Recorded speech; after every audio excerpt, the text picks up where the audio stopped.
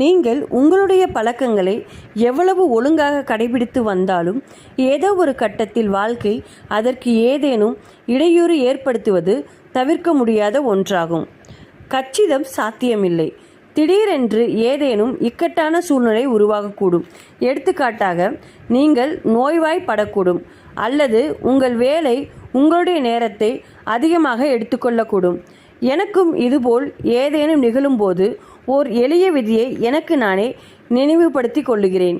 ஒருபோதும் 2 முறை தவறவிடாதீர்கள். நான் ஒரு பழக்கத்தை ஒரு நாள் தவறவிட்டால் முடிந்த அளவு வேகமாக நான் மீண்டும் அதற்கு திரும்பிவிட முயற்சிக்கிறேன். உடற்பயிற்சி மையத்திற்கு போவதை நான் ஒரு நாள் தவறவிடலாம், ஆனால் தொடர்ந்து 2 நாட்கள் நான் அதை தவறவிட மாட்டேன்.